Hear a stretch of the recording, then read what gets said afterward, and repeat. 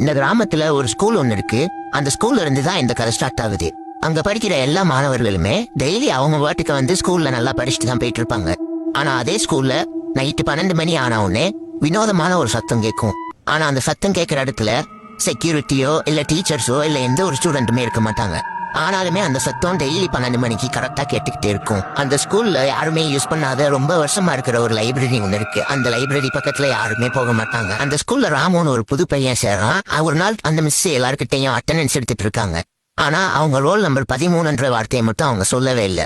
அதனால ராமு எந்திரிச்சு, மிஸ் நீங்க ரோல் நம்பர் 13 சொல்லவே இல்லை, மறந்துட்டீங்க போல அப்படின்னு சொல்றான். அதுக்கு அந்த மிஸ் ரொம்ப அமைதியா இருக்காங்க.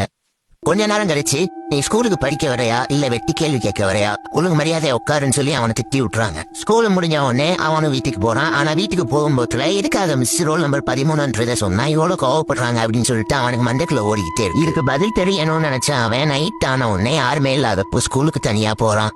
போய் லைப்ரரியில ஏதாவது கிடைக்குமான்னு சொல்லி தேடி பாக்குறான். அப்ப அவனுக்கு ஒரு வினோதமான சத்தம் கேக்குது.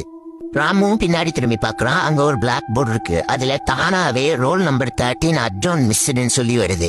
இத பார்த்த ராமு ரொம்பவுமே பயப்படுறான். ராமுவுமே காணாம போறான். மறுநாள் ஊர்ல அவனை எல்லாருமே தேடுறாங்க. அவங்க அப்பாவும் அம்மாவும் வீட்டு வாசலையே ராமுக்காக காத்திருக்காங்க. அதோட சேர்ந்து அழுகவும் செய்யறாங்க.